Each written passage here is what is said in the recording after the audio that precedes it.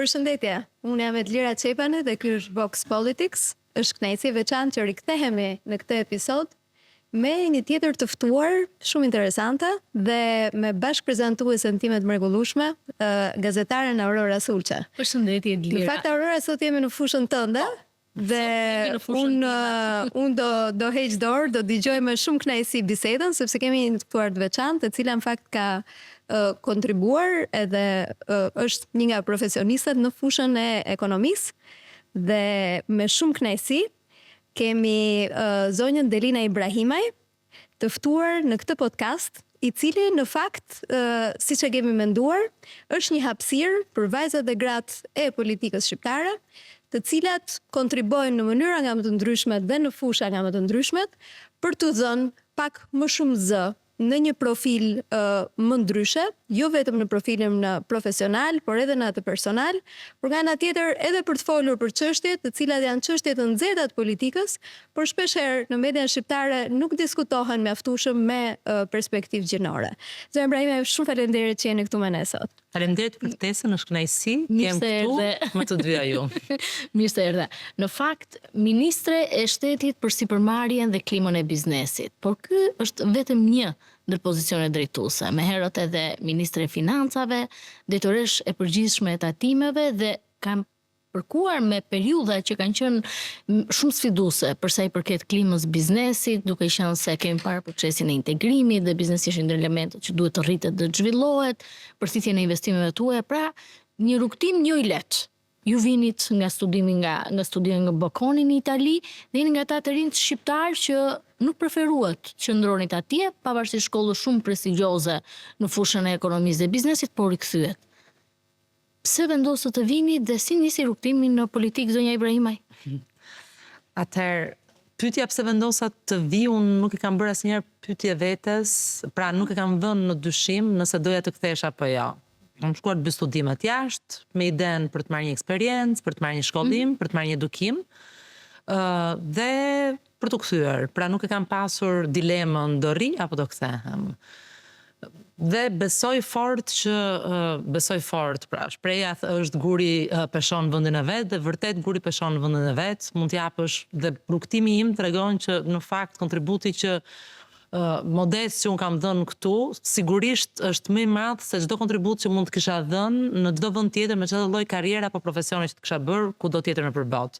Përveç kësaj, unë jam shumë e lidhur me familjen time dhe me miq, me shok, dhe përveç karrierës, pra çështjes personale, profesionale dhe çfarë kontributi mund të japë njeriu më të lartë, është edhe çështje personale familjare që ndjej veten më mirë këtu, ku kam gjithë afërmit e mi afër dhe kam krijuar familjen time, e cila është gjithashtu rritet në një ambient ku më familjar edhe me më shumë dashuri, besoj.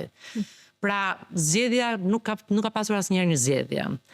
Sa i takon politikës, nuk ka pasur, dhe për të nuk ka pasur një zgjedhje. Unë u ktheva në Shqipëri, fillova punë si ekonomiste në sektor privat. Nuk kisha menduar asnjëherë që do punoja për shtetin dhe do kisha këtë karrierë që kam në fakt. Thjesht kam bërë punën time me shumë dashuri, me shumë dëshirë, dhe rruga më ka çuar këtu ku jam. Fillimisht në administratë publike kam filluar punë në Bankën e Shqipërisë, ku ka qenë një tjetër shkollë për mua, ndonse ju e thatë, unë kam mbaruar një universitet shumë të mirë, universitetin për fushën e ekonomisë më të mirë në Itali, besoj, dhe ndër më të mirët në Europë. Banka e Shqipërisë ishte një shkollë, ishte një eksperiencë profesionale, por që më ka rritur shumë. Më ka ndihmuar të kuptoj nga ana më praktike të gjithë dukuritë ekonomike dhe veçanërisht dukuritë ekonomike të vendit tonë, që nuk janë dukuritë të cilat mund t'i lexosh në libra dhe nuk zbatojnë teorira që mësojmë nëpër shkolla.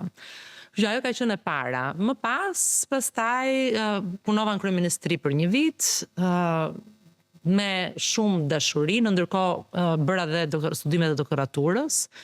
për tregun shqiptar dhe për ekonominë shqiptare dhe mbas kryeministrisë më pas u emërova drejtoreshe përgjithshme e statistikave, një tjetër punë shumë e bukur dhe shumë interesante dhe që i thelloi njohuritë mia për ekonominë shqiptare. Pra nëse në Bankën e Shqipërisë isha marrë me analiza makroekonomike, këtu ti treguesit duhet ti prodhoje dhe prodhimi statistikor është shumë i bukur, por edhe të jep njohuri për themelin e treguesit dhe për mënyrën se si ndërtohet, pra çdo nuancë të treguesit ti mund ta kuptoje. Mbas statistikave mu propozua Drejtoria e Përgjithshme e Tatimeve, një tjetër fushë në të cilën për hir të së vërtetës, përveç analizave ekonomike dhe impaktit që biznesi kishte në vend, nga ana administrative, nga ana fiskale, unë nuk kisha një njohuri të madhe. Megjithatë, çdo sfidë, çdo punë e re është e bukur dhe çdo sfidë përballohet nëse ke dëshirë dhe energji. Dhe tatimet gjithashtu kanë qenë shumë sfiduese, jo vetëm sepse puna në vetvete është sfiduese, jo vetëm sepse detyra e mbledhjes së të ardhurave ka një ndikim shumë të madh në gjithë xhirin ekonomik. Dhe gjithashtu marrëdhënia që ti ke me biznesin ka një ndikim shumë të madh në ecurinë e biznesit, pra ti si institucion, jo ti si individ. Por ka qenë shumë sfiduese edhe sepse gjatë periudhës që unë kam qenë në Drejtorinë e Përgjithshme të Tatimeve, ndodhi tërmeti, ndodhi pandemia, pra ka pasur disa shoke, të cilat jo vetëm ndikuan në mbledhjen e të ardhura, por edhe na hapën horizonte të tjera pune. Dhe nga ana tjetër, gjatë asaj periudhe, ne ndërmorëm një reformë shumë të madhe të faturës elektronike, të fiskalizimit, që ishte një sfidë qoftë për ngritjen e sistemeve, qoftë për edukimin e stafit të tatimeve, por edhe për edukimin e gjithë biznesit. Një sfidë që u mor shumë frikë nga shumë aktorë fillimisht, po ndërkohë që tashmë që kanë kaluar disa vite, është përkthyer në sukses dhe ka pasur ndikimin e vet, jo vetëm në thjeshtësimin e të bërit biznes për bizneset, por edhe në mbledhjen më të madhe të ardhurave. Si u gjende? Mbas kësaj, deri këtu nuk kisha asnjë marrëdhënie me politikën. Dhe ishte punë. Jo me atë në vit parë, të faktë, se gjitha politikë është, po prapë. Patjetër, por domethënë ishte një punë teknike. Thellësisht teknike, shumë me shumë punë, por teknike. Mu propozuat pozicioni Ministres Financave dhe Ekonomisë, pa dyshim një nder shumë i madh për mua, thash nuk kisha menduar kurrë as një karrierë teknike në administratën publike, aq më pak që do bësha ministre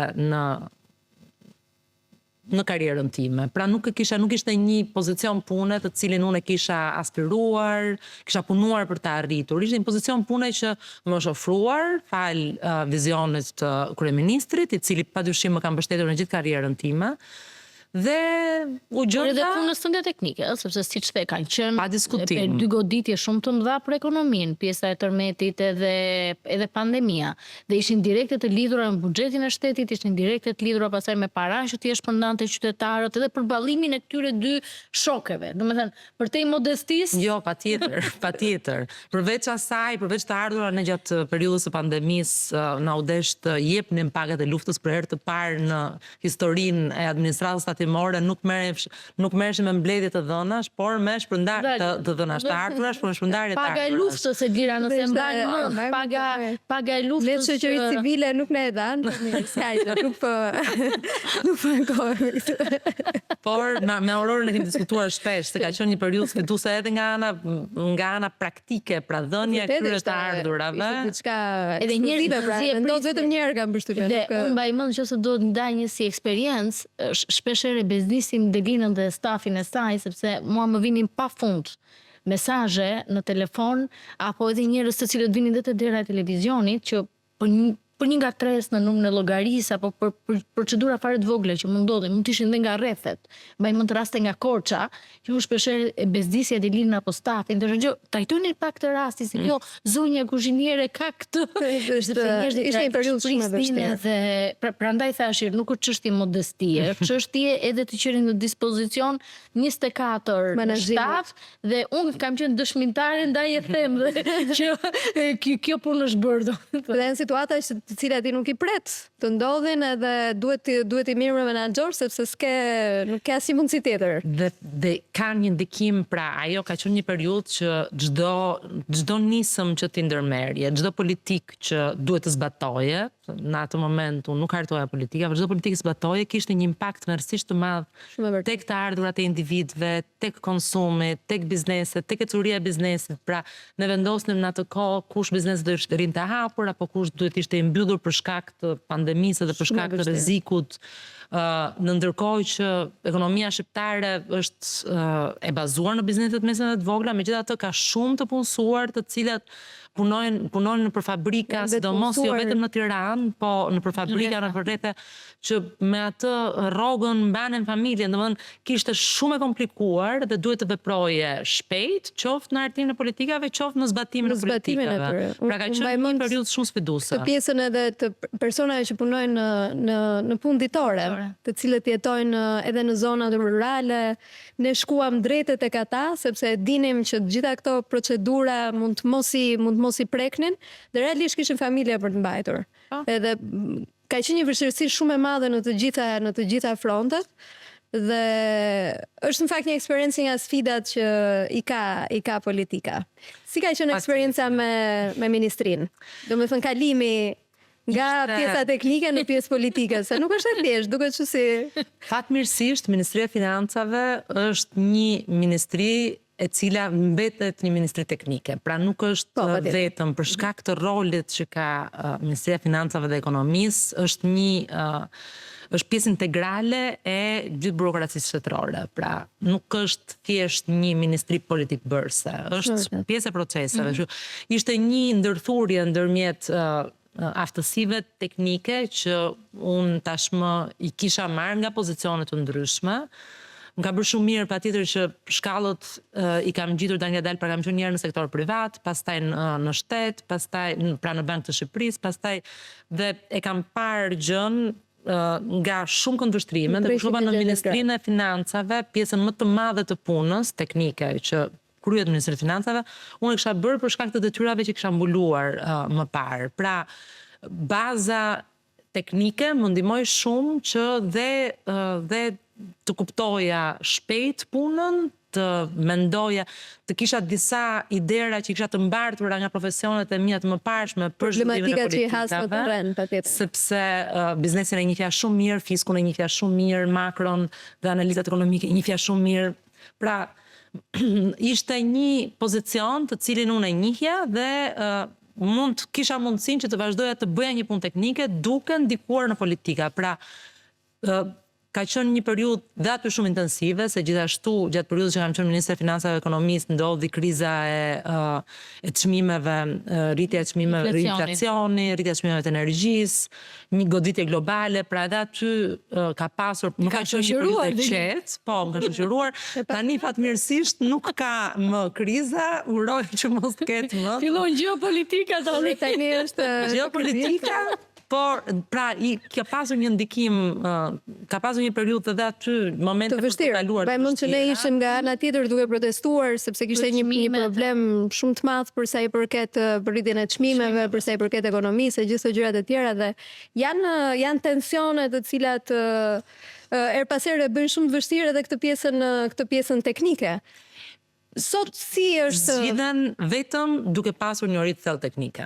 Pra, asnjë person politik i cili nuk ka një orinë e thellë teknike, nuk do merrte dot vendimet e duhura në një moment krize. Dhe normalisht kështu duhet jetë. Se ne shohim her pas here politikën si katapultim, vendoset njëri, merret nga një fushë, vendoset te fusha tjetër, bën reforma, i bën dhe i ribëjnë pasaj nga 100 herë që s'bën, dhe patjetër që duhet jetë me shkallët në fushën e durë dhe me shkallët një nga një, se kjo është eksperienca që duhet. tek pjesa e sipërmarrjes, domethënë është një kalim interesant nga pjesa e Ministrisë së Financës tek Ministria e Sipërmarrjes. Unë dhe Aurora e themi shumë shpesh që në qoftë se ka ndonjë gjë që mund ta sjellë ndryshimin, ajo është investimi tek sipërmarrja, sepse sipërmarrjet janë motori i ekonomisë. Çfarë mund të themi që po bëhet më shumë për sipërmarrjen dhe veçanërisht si po integrohen gratë tek pjesa e sipërmarrjes? Është ende një domen i burrave apo ka më shumë mundësi për vajzat dhe gratë edhe mund të bëjnë ndonjë ndryshim më tepër për to? Unë do flas njerë se çfarë po bëjmë për sipërmarrjen dhe më pas për çështjen e gruas. Për sipërmarrjen thash në të gjithë këtë ecurinë time të karrierës kam pasur marrëdhënie me sipërmarrjen dhe fatmirësisht kam një kuptueshmëri të problematikave që sipërmarrja ka. Dhe kur më propozuan këtë pozicion, i vura vetes qëllim që do merresha me pak gjëra, por që të kishin një impakt. Dhe besoj që ato qëllimet që kisha vënë vetes i kam realizuar tani që vim në fundin e mandatit edhe që jemi në prag të zgjedhjeve. Besoj që i kam vënë përpara ato nisma që kisha ndërmend të merrja. Nga të parë neve gjatë kësaj periudhe unë dhe stafi im punuam për të bërë një reformë inspektimesh e cila ligji për të cilën ndoshta ishte shumë i vështirë kaloi dhe reforma patjetër do marrë kohën e saj sepse nuk mund të quhet reformë nëse bëhet vetëm një ligj. Absolutisht. Por u iniciua, ne e kemi të ideuar dhe tani do ndjekim hapat. Për mua është një gur themeli në marrëdhënien që shteti ka me sipërmarrjen. Ndër vite ne kemi bërë shumë për të përmirësuar marrëdhënien me sipërmarrjen, të paktën në drejtim të ofrimit të shërbimeve dhe të marrëdhënies institucioneve publike me biznesin. Është vërtet kjo pjesë më fal që të ndërpres sepse her pas here në kontaktet tona me sipërmarrjen neve gjendemi kundrejt një marrëdhënie do të thoja jo miqësore me shtetin. Pra sipërmarrjet e shohin shtetin si jo miqësor, shteti i sheh sipërmarrjet si ca njerëz të cilët fshehin taksat e takimet që i paguajnë. Është rritur kjo, domethënë është rregulluar kjo marrëdhënie, se është shumë e rëndësishme për mendimin tim. Unë besoj që ndër vite është rregulluar shumë. Pra thjesht në radhë të parë fakti që biznesi ka më pak marrëdhënie me administratën publike është thelbësor në reduktimin e akteve korruptive, pa diskutim. Në kohën unë tash karrierën time kam filluar në biznes, dhe në kohën që unë punoja në biznes, punoja në një kompani e cila bënte edhe importe dhe eksporte dhe mbaj mend veten, në atë kohë kam qenë 21 vjeç, kur fillova punë, që rria tek dyert të doganës së Durrësit, që ishte në pranë portit të Durrësit një lemeri, dhe ishte, domethënë që ti të bëjesh doganime, ti praktikisht duhet ishe çdo javë aty duke të paktën disa orë në ditë, duke u marrë me letrat pavarësisht se kishte agent doganor etj. Tani nuk kam të tillë marrëdhënie. Pra ti nuk për të bërë doganim nuk varesh nga doganier, nuk e pse e takon fare doganierin edhe në drejtim të tatimeve gjithashtu ka pasur përmirësime të ndjeshme, po e kisha më shumë tek ideja që shërbimet tashmë janë online, patjetër që ka gjithmonë vend për përmirësim, por në drejtim të marrëdhënies së biznesit me shtetin, ajo kolona e inspektimeve është tmerrsisht e rëndësishme. Pra mbetet një nga problematikat që duhet zgjidhur pasi inspektimet janë të shpeshta, nuk janë me kritere risku, ka raste që i shkojnë të njëjtit biznes shumë inspektorate në të njëjtën kohë, ndërkohë që ka biznese që nuk inspektohen fare, pra nuk ka një qartësi, një transparencë në mënyrën se si përzgjidhen bizneset për inspektim dhe në mënyrën se si bëhen inspektimet. Kështu që them që reforma është thelbësore në përmirësimin e kësaj marrëdhënie. Nga ana tjetër, siç thash, shërbimet, unë mora shumë me deregullimin e shërbimeve dhe me analizimin e gjithë shërbimeve që jepen biznesit me qëllim që të reduktohet burokracia. Kjo është një punë që nuk fillon dhe mbaron, është një punë që duhet pasur në vëmendje tërkohën, sepse praktikisht qeveria rregullon, nxjerr akte, nxjerr ligje, nxjerr VKM, kështu që duhet pasur gjithmonë në vëmendje që rregullimi të mos jetë mbi rregullim. Patjetër që mos jetë nën rregullim, sepse duhet të roli i shtetit është kontrolli. Dhe gjëja e fundit me cilën po merrem është krijimi një banke investimesh, sepse një nga problematikat e tjera është aksesi në financë dhe banka e zhvillimit është një ide e vjetër. Po them që ekonomia shqiptare tani ka ardhur në një stad në të cilën ka nevojë për një bankë zhvillimi, sepse juve e thatë, në fakt investimet dhe ekonominë e prodhon biznesi, nuk e prodhon qeveria dhe duhet pa diskutim që biznesi të rrisë masën e investimeve me qëllim që jo vetëm ne të mbajmë të ritëm rritjes ekonomike, jo vetëm neve të rrisim pagat dhe standardet e jetesës dhe të rrisim konsumin, por dhe të arrim standardet e mallrave dhe produkteve dhe shërbimeve që ofrohen në Bashkimin Evropian, pasi shumë shpejt ne do jemi një vend antar dhe në atë moment do të jemi pjesë e tregut hapur dhe në atë moment do jemi në konkurrencë me aktorë shumë të mëdhenj. Dhe nëse nuk do të kemi ato standarde, dhe shumë vështirë që ne të marrim benefite nga tregu i përbashkët evropian. Kështu që Banka e Zhvillimit do të synojë që të nxjisë investimet në sektorin privat dhe pra të ndërmjetësojë aksesin në financë. Dhe ka qenë në fakt që Prezilina një kërkesë e hershme e biznesit vendas, e diasporës, se nuk është në vetvete që do financoj vetëm sektor për shembull si ndërtimi apo sektor të cilët sot mund të shkojnë në një bankë tregtare dhe ta marrin kredin. Bëhet fjalë për të financuar nëpërmjet kapitalit të shtetit sektor si bujqësia, sa herë kemi diskutuar edhe me gratë në podcast, me deputetet që kurshin eksperiencat e grave apo tidh në eksperiencën dhe të përditshme për gratë dhe vajzat të cilat nuk marrin dot sot as të paguajnë pensionin apo sigurimet sepse nuk kanë pronësinë e tokës. Jo më janë ato që për shkak të emigrimit sot punojnë serat dhe nuk arrin dot as të zhvillohen, as të rriten sepse një ndër problemet është pikërisht kjo mungesa e aksesit në ignorancë, pra nuk kanë para, e thon më thjesht dhe Banka e Zhvillimit do jetë pikërisht për këtë kategori.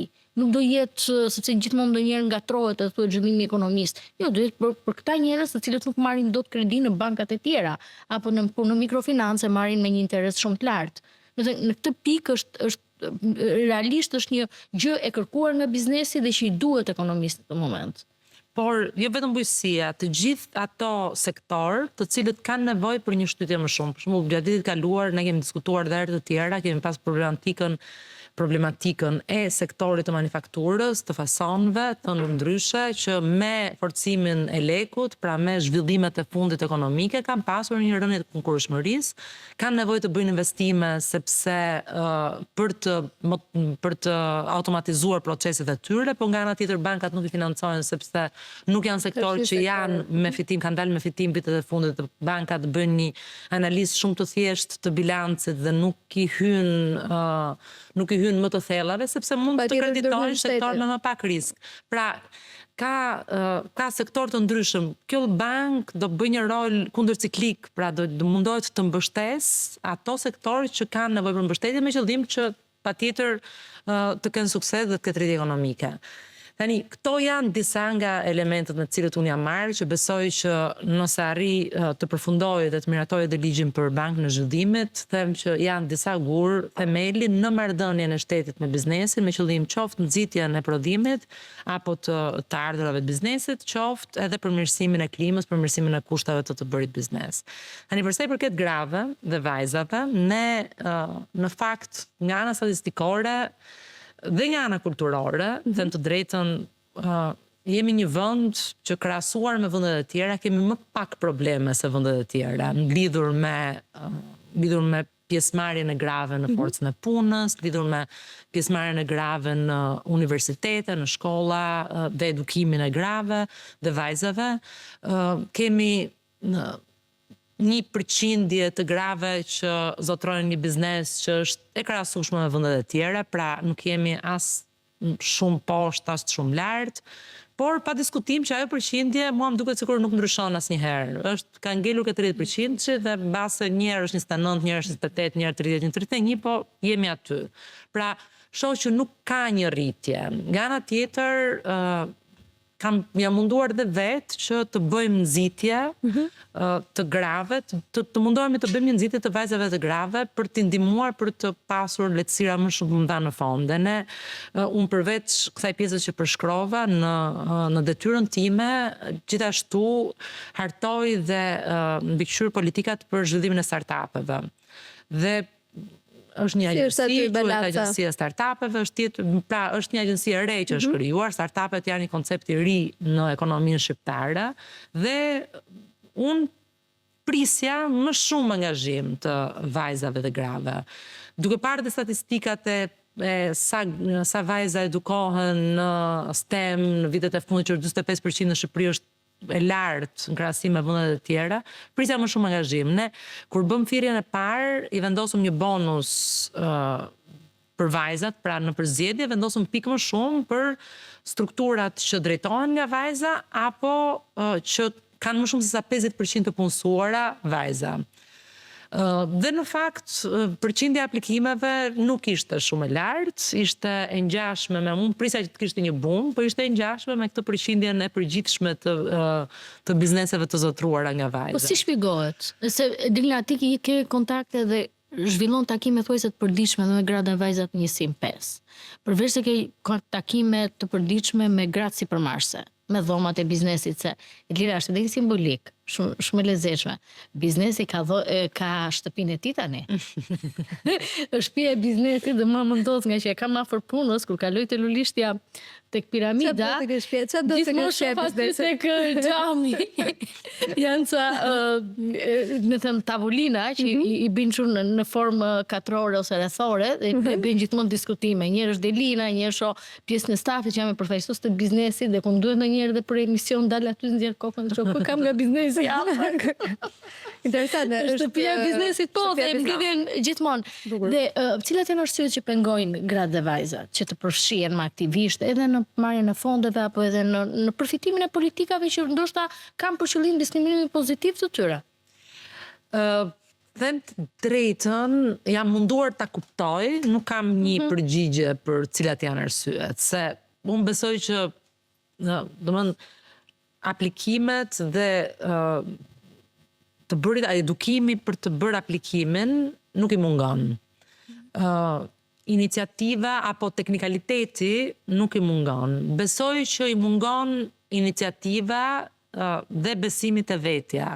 Pra nëse për natyrë djemt, burrat janë më nuk e mendojnë shumë gjatë, pra i futen një gjëje dhe nuk e mendojnë shumë gjatë, edhe po të dështoj rrugës, e rregullojnë rrugës. Besoj që nga natyra vajzat dhe gratë duan që gjërat të kenë të sakta përpara se të nisin, të marrin një nisëm dhe të futen të bëjnë një aplikim. Kjo është çështje kulturore që mund të ndihmohet vetëm duke bërë sensibilizim edhe duke ndihmuar dhe duke asistuar në proces.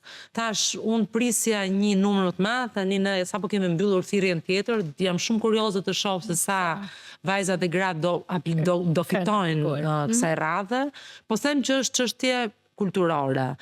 Megjithatë, besoj që teknologjia dhe inovacioni janë fusha të cilat do t'i ndihmojnë dhe vajzat dhe gratë që të kenë më shumë shpirt sipërmarrës, sepse janë fusha që të lejojnë që ti të punosh nga shtëpia.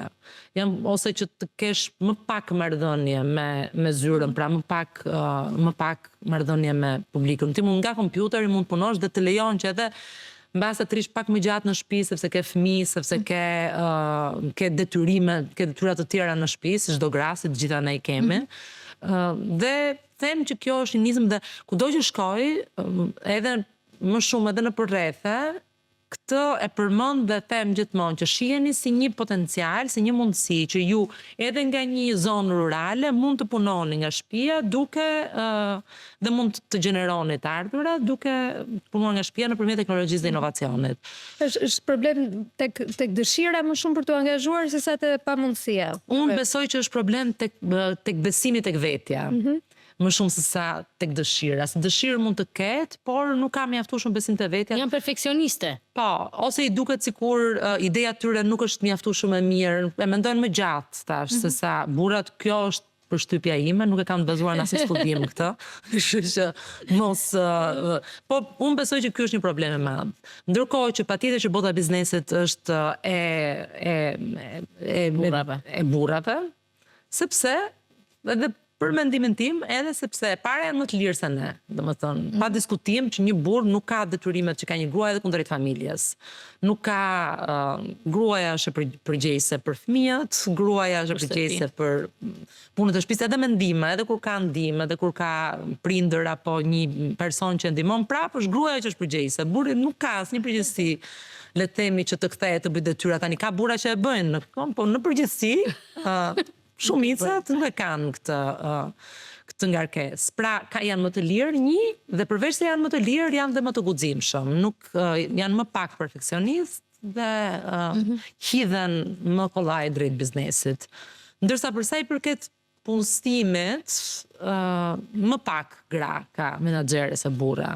Megjithatë, kjo varet nga sektorët. Sektorët janë shumë mirë të rregulluar, shihet një numër shumë i lartë grash, mbase jo në nivelin e CEO-s, por në nivelin e dytë drejtues ka një përqindje më të lartë të grave, sektori të rregulluar, thash sektori financiar, Sektori bankar, sektori i telekomunikacionit, pra këto që janë korporata të mëdha dhe të rregulluara, shihet një përqindje më e lartë. Funksionon meritokracia, domethënë funksionojnë edhe shkallët e karrierës. Janë kryesisht edhe kompani të cilat janë bija të kompanive të mëdha, për shembull në rastin e bankave, shumica janë bankat huaja që e njohin më shumë pjesën edhe të meritokracisë, edhe funksionimit me strukturë, por edhe të pabarazit gjinore janë më pak të dukshme, pra nuk i kanë stereotipe që kemi ne. Investojnë edhe më shumë tek burimet njerëzore dhe investojnë tek ata që bëjnë punën më mirë, që në këtë rast rezulton, sidomos tek sektori financiar janë vajzat e gratë ka një numër shumë të lartë me sa. Pra niveli i dytë, jo CEO, po niveli i dytë është i dominuar nga gratë në sektorin financiar. Delina, një person teknik që u bë politik. Sa të gjohen gratë dhe vajzat brenda politikës? Dhe kur them brenda politikës, nuk kuptoj brenda partisë, por edhe më gjerë në seanca, në komisione. Se njerëzit teknik dëgjohen, po kur bëhet në nivel politik, atëherë si është ky raport? Unë nuk jam deputete. Por gjithsesi në komision parlamentare shkon. Jam pjesë e qeverisë dhe si antare e kabinetit qeveritar, gratë dëgjohen. Kjo është pak po e sigurt. Pra nuk ka një diferencë ndërmjet sa dëgjohet një burr dhe sa dëgjohet një grua. Dhe ka tregues sa duash që tregojnë këtë, nuk është vetëm një ndjesi, po të shohësh sa po të marrësh për shembull përveç përqindjes të grave dhe të burrave në qeveri, ti edhe po të shohësh se sa akte nxjerrin gratë, se sa pra këto matje të treguesit e performancës që mund të ketë në nivel ministri, dhe shohësh që prodhojnë shumë, sepse edhe i dëgjohet fjala shumë dhe marrin nisma të cilat i çojnë deri në fund, nuk i lënë për gjysmë. Pra pa diskutim që brenda qeverisë zëri grave dëgjohet njësoj si dhe zëri burrave, nuk besoj që ka një diferencë ndërmjet të dyjave. Unë nuk e kam ndier të paktën.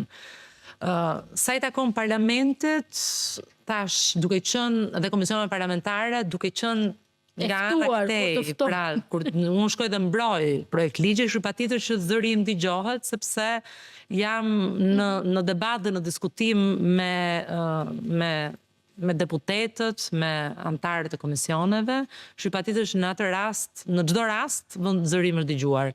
Megjithatë, gjithashtu po të shohim seancat parlamentare, tani numri i grave është më i vogël se numri i burrave, ky është fakt. Nuk ka në kuotat 30% është kuota. Patjetër që koha televizive që marrin gratë është më e ulët se sa koha e burrave. Nuk më duket sikur kolegët e mia deputete kanë problematik të dëgjuarit zërit. Më duket më shumë në politik, më duket më shumë çështje karakteriale se sa çështje gjinore. Tabuja e gruas në politik besoj që ka kohë që është thyer dhe ka gra të cilat kanë dhënë kontribut shumë të madh në këtë drejtim, ka gra që janë angazhuar në politik që në fillim të viteve 90, të cilat kanë dhënë pa diskutim kontribut shumë të madh dhe ne sot, pra ne që angazhohemi sot në politik, besoj që rrugën e kemi të shtruar dhe nuk kemi vështirësira në këtë drejtim. Mirë, me që jemi tek pjesa e zërit. Paktën kjo është eksperienca ime. Po, shumë e rëndësishme edhe ti themi edhe eksperiencat e mira, se ne të shoqërisë civile zakonisht shohim tek pjesa kritike, çfarë mund të bëjmë më shumë, cilat janë problematikat. Lajmi keq, lajmi mirë. Këtë do pyesja. Domethënë, për mendimin tënd ka akses në media, mjafton nga studimet ne na rezulton për shembull që gratë dhe vajzat kandidate në zgjedhje kanë 11 deri në 14% të kohës të gjithë kandidatëve. Pra realisht nuk është aksesi, por nga ana tjetër, si është marrëdhënia me median, edhe jotja personale. Shpeshherë ka dy lloj marrëdhënie me median. Njëherë të anademon, pra të vënë në target, edhe është një lloj marrëdhënie, siç e thamin çik edhe si biznesi me shtetin, që ti edhe ke nevojë për të, po edhe ke një frikë të krijosh një marrëdhënie. Si ka qenë marrëdhënia me median, edhe eksperienca e zërit në media, aksesi dhe gjithë këto gjërat e tjera? Unë besoj tani tema e mediave është një temë shumë e gjerë, që nuk besoj që brenda këtij podcasti do mund ta ezaurojmë, sepse është e gjerë e komplikuar, në disa raste e mirë, në shumë raste e keqe, jo për mua personalisht, po në përgjithësi për ndikimin që ka media në shoqëri, për detyrën që ka media për të përcuar informacion, për mirë informimin dhe keq informimin, është temë shumë e gjerë. Unë kam pasur një marrëdhënie të mirë me median, sepse duke pasur një profil teknik, kam pasur gjithmonë, kam qenë pjesë e debateve, e emisioneve, po edhe janë cituar për element teknik kryesisht. Megjithatë, nuk kanë munguar rastet që jam keq cituar, nuk kanë munguar rastet që ka pasur keq informim, ka pasur dhe shpifje, dhe nxitje, dhe si grua dhe si politikane, besoj që kjo është një nga ato fusha për të cilat gjithë duhet merremi. Sigurisht ne nuk mund të merremi sepse duke qenë qeveria apo politika përballë mediave duket sikur duam të ndikojmë dhe duket sikur mund të bëjmë një lloj presioni ndaj mediave, nuk është absolutisht kështu. Unë mendoj që është një punë shumë e madhe për të bërë mbase nga 1/3, pra nga shoqëria civile, që të ketë disa korniza dhe ato kornizat të mos të i kalohen. Kur janë për të i kaluar pa diskutim, por publiku mos keq informohet, mos nxitet as inati, as urrëtia dhe sidomos në drejtim të grave. Këtë e them thash jo vetëm për eksperiencën time personale, po edhe në përgjithësi kur shoh raste dhune të cilat përmenden dhe ripërmenden me emra, me figura, me fytyra, besoj që është e tepërt. Domethënë duhet një punë shumë e madhe, mendoj unë, dhe kjo punë besoj që duhet bërë patjetër, secili me zërin e vet duhet flasë, por shoqëria civile këtu them që ka një rol shumë të madh për të luajtur. Në fakt, dezinformimi është një ndër çështjet më problematike, jo vetëm në Shqipëri, por edhe në gjithë botën. Për shkak se gjithmonë më shumë po jepet hapësirë mediave online dhe duhet kuptuar ndonjëherë që faqja jote e Facebookut apo faqja jote e TikTokut apo Instagramit nuk janë një media. Dhe shpesh herë faqe të tilla janë kthyer në media, por duke qenë faqe të tilla ti nuk di nga pas se kush është. E njëjta gjë vlen për shumë në shumë webe të cilat nuk kanë, le të themi, autorsi, ti nuk u gjurmon dot dhe në vetvete kjo çfarë bën? Kjo dëmton median reale, pra median i cili prodhon lajm. Dhe shpeshherë edhe kur unë diskutoj me gazetarë të rinj që çdo kush thotë unë jam gazetar. Jo, i them unë, ti nuk je gazetar. Ti dikush është pas tastiere nuk mund të jetë gazetar. Asaj që del dhe flet në kamera nuk është gazetar, është moderator. Asaj që jep një opinion në studio, se gjendo analisti thonë unë jam gazetar, jo, nuk je gazetar. Me rregull ndërkombëtar dhe me ligj ndërkombëtar, gazetari është ai që merret me lajmin. Dhe lajmi nuk ndodh as në studio televizive, as kur ti në studio pas një tastiere. Kjo është faza e dytë. Gazetari është kur del atje tek terreni, ti merr lajmin dhe pastaj atë që e ke parë, ke vërtetuar me 2 apo me 3 burime, ti ulesh e shkruan dhe kjo është universale. Ky është gazetari dhe kjo është media. Pastaj çdo gjë tjetër që vet kamuflohet apo i atribuohet medias, nuk është media. Pavarësisht se kjo është kakofoni dhe vlerësohet që është botrore. në Shqipëri sigurisht ne kemi informalitet që nga paga, që nga biznesi, që nga gjithë gjërat e tjera dhe gjëja amplifikohet dhe më shumë dhe na duhet shumë e rëndë, por që është një problem global që rrjedh nga internet. Tani me inteligjencën artificiale do ketë një problem të ri, ne në fakt kemi kërkuar dhe një rregullim ligjor edhe tek pjesa e përdorimit të inteligjencës artificiale dhe tek pjesa e publikimeve dhe prodhimeve që ndodhen për të mbrojtur edhe pjesën e informacionit të saktë, po edhe pjesën e politikës në përgjithësi dhe sidomos vajzat e grave që janë në përgjithësi target kryesor. Është shumë interesante që 86% të dhunës me bazë gjinore në politik e pësojnë vajzat e gratë. Kështu që kjo është një nga problematikat që hap pas hapi mundohemi të zgjidhim dhe mua më ngeli mendja në fakt tek ajo shtëpia e biznesit. Dhe një nga pyetjet e fundit, po edhe për ta cilat janë problemet që sjellin ata aty.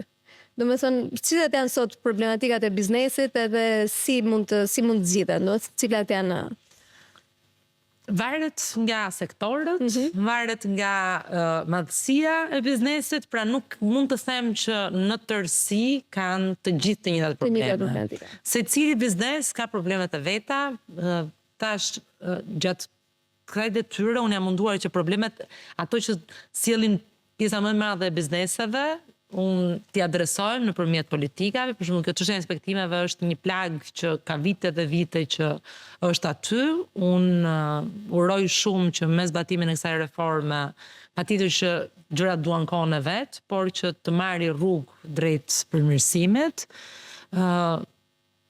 Biznesi pastaj ka problematika të çdo lloji natyre. Unë besoj që një problem shumë i madh që ka biznesi është kjo çështja e edukimit për standardet edhe për rregullat, ligjet që dalin, direktivat që ne adoptojmë në një fazë shumë dinamike të ligjbërjes, sepse do na duhet që për një periudhë shumë të shkurtër, për shkak të procesit të integrimit. Për shkak të procesit të integrimit, antarësimit në BE, për një kohë shumë të shkurtër, pra praktikisht për 2 vite, ne do na duhet që të adoptojmë të gjithë legjislacionin e Bashkimit Evropian dhe në këtë drejtim do ketë një masë të madhe ligjore që do miratohet dhe edukimi biznesit ndaj detyrimeve që ato kanë, se ligjet nuk miratojmë ne për veten tonë, miratojmë ne për biznesin, për qytetarët, për të zbatuar. Dhe biznesi është një target group që do ketë shumë ndikim nga ky blok i madh ligjesh që ne duhet miratojmë dhe duhet një punë shumë e madhe për edukimin, për njohjen, por edhe për arritjen e standardeve. Ky është përveç problematikave që mund të ketë një biznes i vogël, specifik, i madh, apo që lidhen me fushën e vogël dhe të ngushtë. Ky është një punë të cilën pa diskutim që do jetë në vëmendje shumë të madhe të qeverisë në vitet në vijim, nëse nuk duam që të humbim konkurrueshmërinë që kemi dhe besoj që potencialin e kemi shumë të lartë. Unë besoj që në fakt një nga me sa unë jam në kontakt është edhe pjesa e burimeve njerëzore, që e kanë problematikë të përbashkët që nga të vegjëlt e deri tek më të mëdhenjt, dhe që uroj që në një farë mënyrë duke lidhur pak edhe me sistemin arsimor i cili më pas integrohet në tregun e punës, të bëhen më shumë nisma për të lidhur.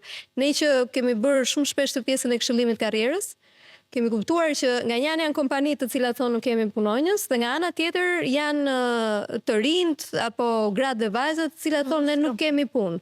Është shumë e rëndësishme që të bashkohet kërkesa me ofertën në një treg i cili në fakt në Shqipëri mbetet pak i pa organizuar dhe për mua kjo është një nga investimet e rëndësishme që duhen bërë, veçanërisht edhe pjesa sidomos e shtresave të cilët janë më të diskriminuara, që janë të rinjt dhe vajzat dhe gratë që ende fatkeqësisht nuk i kemi në nivelet e dura edhe të investimeve, por edhe të pjesëmarrjes, ashtu siç po thonem. Pa diskutim. Të rinjt, them të drejtën, kur unë kthehem mbrapsht në periudhën që unë kam qenë studente dhe kur shoh se si është struktura e ekonomisë sot ka mundësi dhe potenciale pafund për të shfrytzuar nga të rinjt dhe informacioni që të rinjt kanë në dispozicion është shumë i madh. Që aty duhet bërë pa diskutim diçka për të nxitur dëshirën për të përmirësuar edhe për të bërë më shumë. Për sa i përket vajzave dhe grave, dhe aty dhe në fakt ka një program që ne bëjmë në bashkëpunim me Bashkimin Evropian që është i dedikuar të rinjve dhe i dedikuar reduktimit të papunësisë tek të rinjt. Ndërkohë që për vajzat dhe për gratë gjithashtu duhen krijuar mundësira që ato të punojnë në mënyrë më të lehtësuar pra nga shtëpia, gjithë politikat e punës në distancë, po edhe më shumë qerë dhe më shumë kopshe, pra duhen krijuar disa mundësira që të mund të punojnë më shumë dhe duke qenë të qeta për pjesën tjetër të familjes. Në gjëra që në fakt po mundohemi të bëjmë edhe në bashkëpunim me pushtetin vendor, po që realisht politikat cilat duhet të kenë një vizion të qartë që nga buxhetimi gjinor në momentin kur bëhet buxheti i shtetit, se ne kërkojmë gjithmonë që të bëhet në mënyrën e dur. Po ne e bëjmë buxhetimin gjinor, kemi vite që e bëjmë. E di, po ka shumë mënyra të mira buxhetore. Të rritet, patjetër. Po jemi me 9% total shpenzime buxhetore në një vlerësim që e bërë juanuimin në Bashkëpunim me Ministrinë e Financave, jemi të parët në rajon.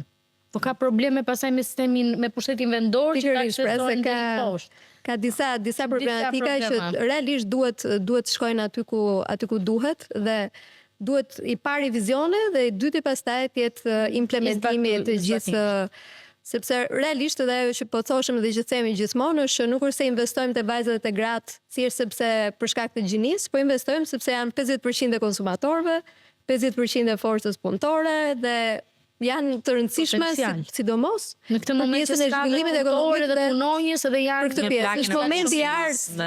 Është momenti i ardhur për të investuar tek vajzat edhe tek gratë. Janë resurset pa shfrytzuara, shumë thjesht. Uroj që kjo të ndodhi dhe ju falenderoj shumë për të gjithë këto eksperjenca shumë interesante sot që ndam për gjitha këto informacione, se shpeshherë mungon ndonjëherë edhe informacioni, i cili është i përhapur në portalet ndryshme, në emisionet ndryshme, por ndonjëherë duhet edhe rithënë që ta dëgjojnë edhe ata që kanë nevojë dhe që kanë mundësi të angazhohen. Të përfitojnë. Delina Ibrahimaj, faleminderit që ishe në podcast. Faleminderit shumë që më ftuat dhe ju uroj shumë suksese. Shumë faleminderit. Ky ishte Vox Politics për sot. Dam disa mesazhe interesante në fushën e ekonomisë. Bëm një diskutim i cili përmbante brenda edhe informacione të rëndësishme, por edhe e përmbyllëm edhe me disa kërkesa për më shumë mbështetje për vajzat dhe gratë, për trinjt edhe për gjithë ata që mund të janë një motor i rëndësishëm i ekonomisë shqiptare, sepse nga ekonomia fillon ndryshimi. Nga unë Dira Çepani në Vox Politics, ju falenderoj që ishit në këtë episod të radhës të podcastit. Falenderit Aurora Sulça, falenderit Delina Ibrahimaj. Mirupafshim, shihemi në podcastin e radhës.